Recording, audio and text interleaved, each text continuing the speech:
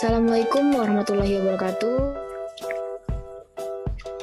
Di sini kami ingin mempresentasikan makalah kami, yakni tentang persiapan dan pengumpulan informasi untuk penulisan karya ilmiah. Yang mana saya sendiri, Sonia Silvin, sebagai moderator, dan rekan-rekan saya, Ada Turipa, Andika Saputra, Sudarto, Windasari, Oktavia, dan Dina Prislia. Nah, untuk selanjutnya akan dijelaskan oleh saya sendiri.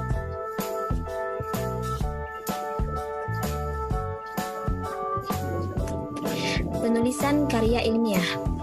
Penulisan karya ilmiah bukan suatu hal yang mudah, karena penulisan karya ilmiah harus menggunakan kaidah-kaidah ilmiah, mengingat karya ilmiah disusun secara sistematis dan metodologis. Selain itu, karya ilmiah juga harus didukung oleh teori-teori yang ilmiah yang diakui di kalangan masyarakat. Namun, penulisan karya ilmiah juga bukan merupakan hal yang sulit. Hanya saja penulis perlu konsentrasi dan waktu yang tepat dalam menulis maupun menyusun karya ilmiah. Karya ilmiah sangat penting di dunia pendidikan karena bertujuan untuk membuktikan, mengembangkan, atau menemukan suatu pengetahuan yang baru. Nah, untuk selanjutnya akan dijelaskan oleh rekan saya, yaitu Turipa. Pada Turipa kami persilakan. Oke, baiklah. Terima kasih Sonia Silvin. Persiapan penulisan karya ilmiah. Langkah-langkah persiapan dalam penulisan karya ilmiah. Yang pertama, pemilihan topik masalah untuk karya ilmiah. Menentukan topik untuk karya ilmiah dalam berbagai hal menyerupai pemilihan topik untuk karangan non-ilmiah. Namun demikian, ada beberapa hal yang perlu dipertimbangkan pada saat menentukan topik untuk karya ilmiah. Salah satu cara untuk memenuhi kaidah tersebut adalah dengan melakukan pemilihan topik yang jelas dan spesifik. Pemilihan topik untuk karya tulis ilmiah dapat dilakukan dengan cara yang pertama, merumuskan tujuan. Pada umumnya, terlalu sering para penulis pemula merumuskan tujuan penulisan karya tulis ilmiahnya dalam kalimat yang terlalu umum atau terlalu luas. Artinya, dengan membaca rumusan tujuan tersebut, para pembaca tidak bisa membayangkan apa yang dipaparkan penulis dalam karya tulis tersebut. Contoh rumusan tujuan penulisan yaitu menjelaskan model pembelajaran konstruktivisme. Jika kita cermati rumusan tersebut, maka kita tidak tahu persis apa yang diuraikan oleh penulis. Tujuan semacam itu akan dihasilkan beragam tulisan mengenai model pembelajaran konstruktivisme.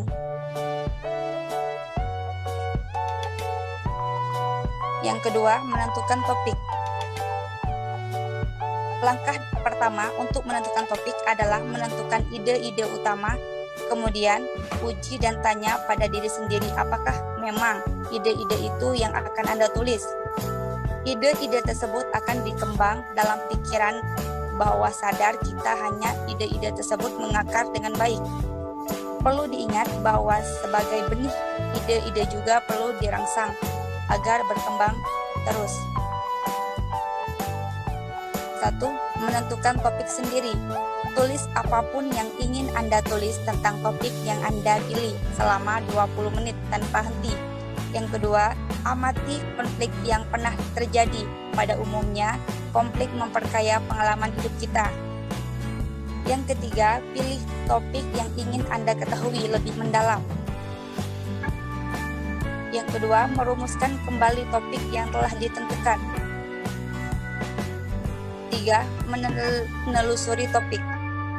Bila topik telah ditentukan, bukan berarti masalah selesai. Anda masih harus memfokuskan topik tersebut agar dalam penulisannya tetap sasaran. Berikut langkah-langkah yang dapat kita tempuh dalam memfokuskan topik tulisan. Yang pertama, fokuskan topik agar mudah dikelola. Yang kedua, ajukan pertanyaan. Oke, baiklah. Untuk selanjutnya akan dijelaskan oleh Windasari. Kepada Windasari, saya persilakan. Baiklah, terima kasih untuk Tulipa. Di sini saya akan melanjutkan untuk menjelaskan materi selanjutnya. Yang kedua, mengidentifikasi pembaca karya ilmiah.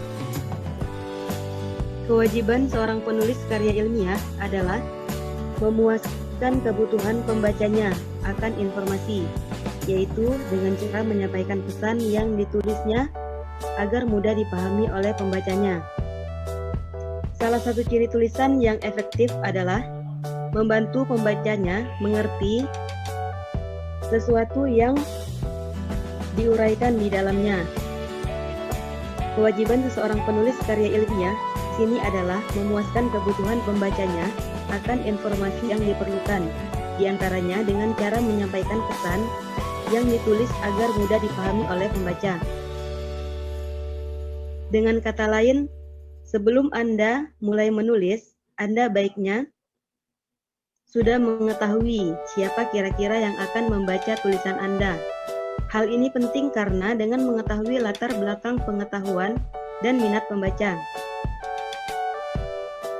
akan mempermudah Anda dalam mengorganisasikan materi, sajian, dan cara penyampaiannya. Semua yang Anda tulis harus menggambarkan penalaran Anda terhadap materi yang diajarkan oleh dosen, sehingga dosen dapat menilai tingkat pemahaman Anda terhadap materi perkuliahan yang diberikan. Jadi, di dalam hal ini, yang akan membaca makalah adalah dosen. Demikian pula apabila Anda menulis untuk pembaca yang lain, misalnya untuk atasan, teman sejawat, mahasiswa, atau masyarakat umum, maka kembali Anda harus mempertanyakan atau memperkirakan apa yang dibutuhkan pembaca dari tulisan Anda tersebut. Apakah sebelumnya pembaca sudah mengetahui topik yang akan Anda tulis? Dalam hal ini, Anda perlu tahu, misalnya, apakah masih harus menggunakan terminologi dasar dalam menguraikan topik yang ditulis ataukah sebaliknya.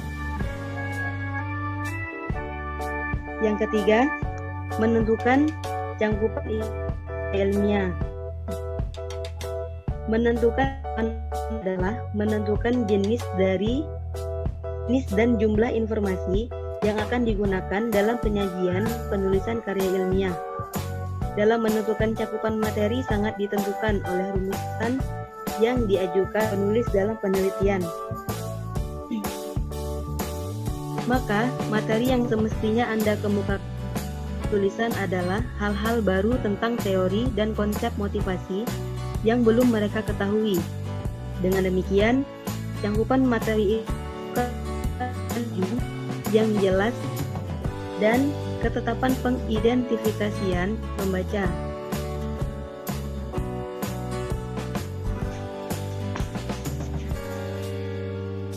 Anda tidak mengetahui tujuan penulisan, tidak mengetahui siapa yang Anda, maka otomatis Anda tidak akan bisa menunjukkan cakupan materi yang akan dibahas. Akibatnya, akan sulit bagi Anda untuk memilih dan memilah bahan pustaka. Data atau informasi yang dibutuhkan pada saat melakukan pengumpulan data atau informasi untuk penelitian Anda. Baiklah, penjelasan untuk materi selanjutnya akan dilihat. Saya penjelasannya.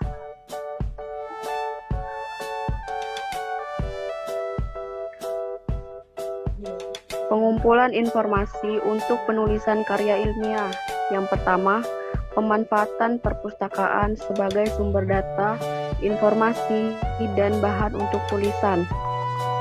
Pada umumnya, bahan untuk karya ilmiah, baik itu makalah atau laporan hasil penelitian, tidak hanya datang dari pikiran penulis sendiri, melainkan didukung pula oleh sumber-sumber informasi lainnya, seperti bahan cetak, buku, jurnal, dan sebagainya. Mengumpulkan bahan-bahan tulisan dengan banyak membaca atau membuat catatan-catatan kecil, misalnya berkaitan dengan proses persiapan penulisan suatu karya tulis ilmiah. Cepat atau lambat, Anda akan memanfaatkan perpustakaan untuk mencari bahan-bahan yang dibutuhkan dalam penulisan karya tulisan. Perpustakaan pada umumnya menyediakan berbagai koleksi data atau informasi yang terekam dalam berbagai bentuk media, seperti media cetak, media audiovisual, dan media-media lainnya.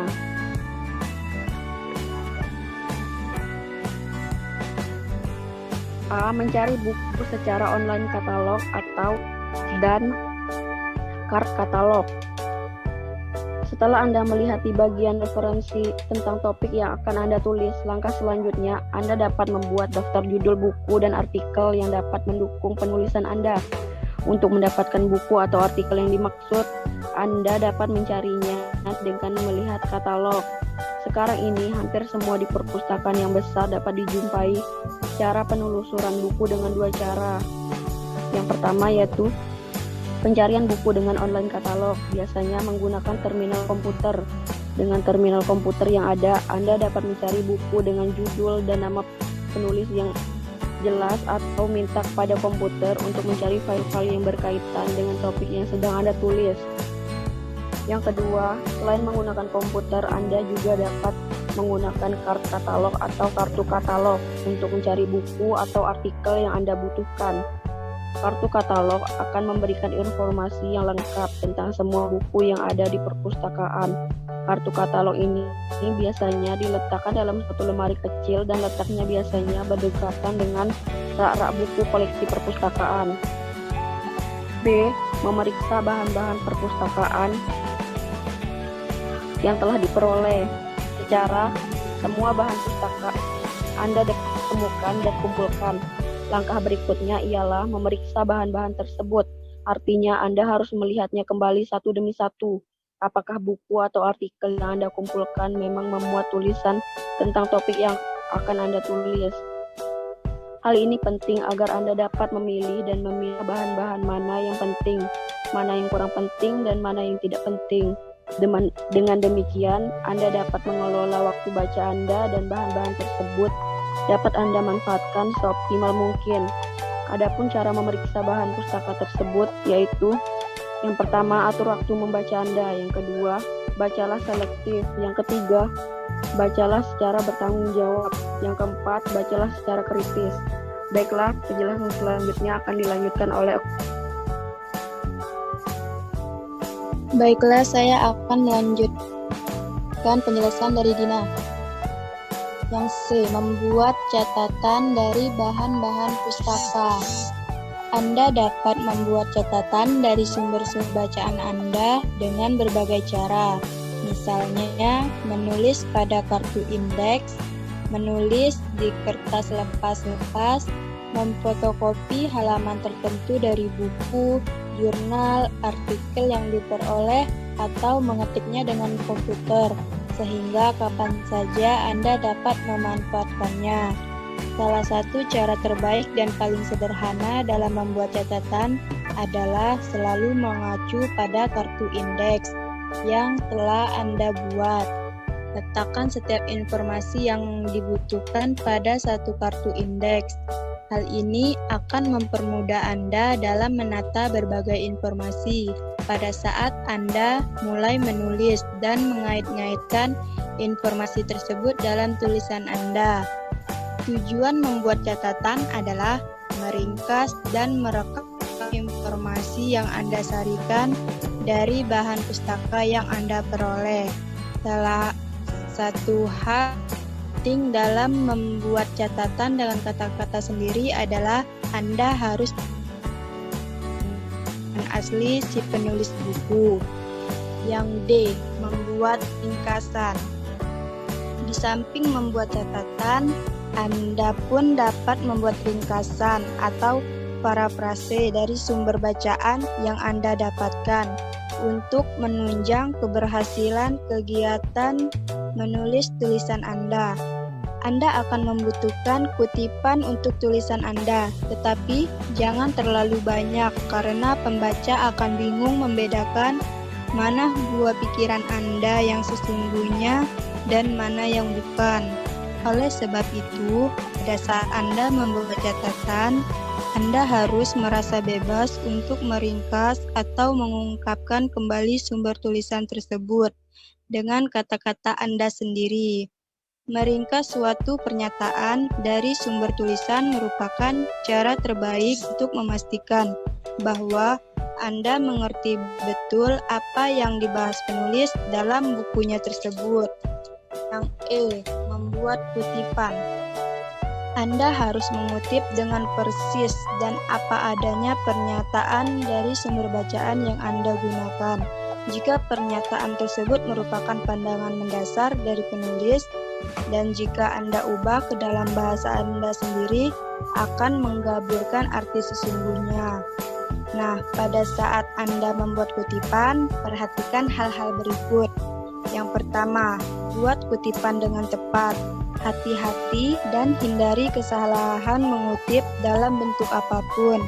Setelah mengutip suatu pernyataan, baca kembali pernyataan tersebut, bandingkan dengan aslinya. Yang kedua, gunakan tanda kutip untuk menunjukkan awal dan akhir suatu kutipan. Anda harus membedakan mana kutipan dan mana parafrase dalam kartu indeks yang Anda buat.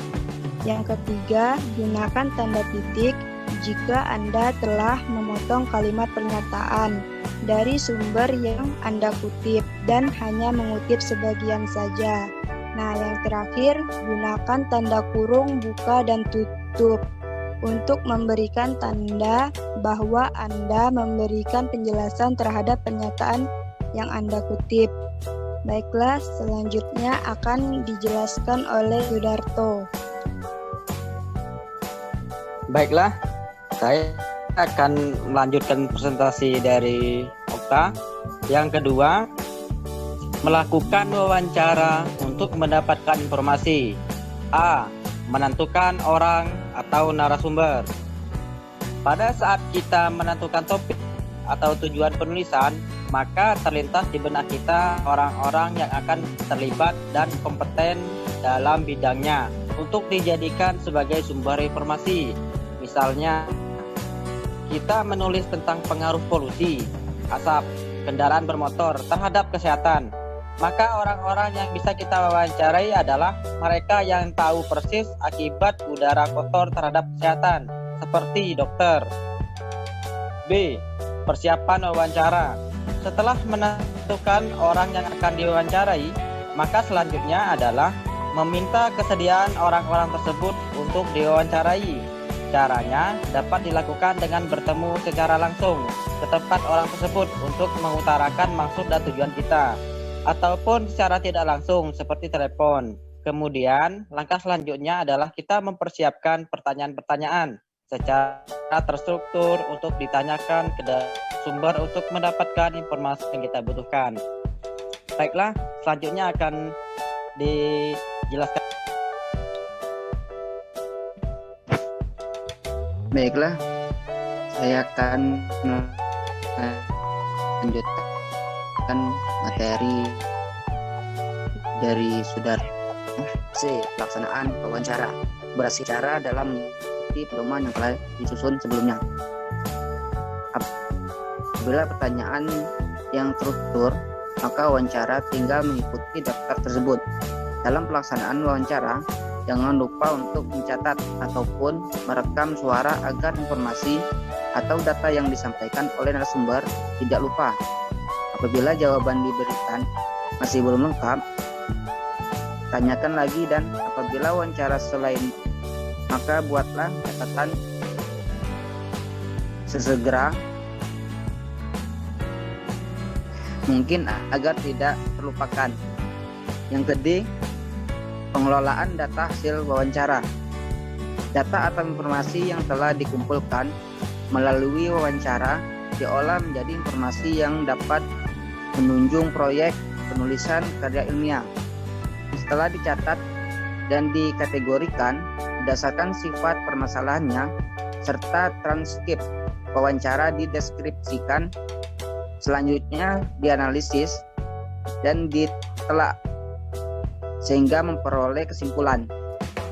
Dan hasil wawancara yang lengkap tentu akan mempermudah kita untuk membuat kesimpulan tentang masalah yang relevan dengan topik yang akan kita tulis. Baiklah, kembali ke moderator.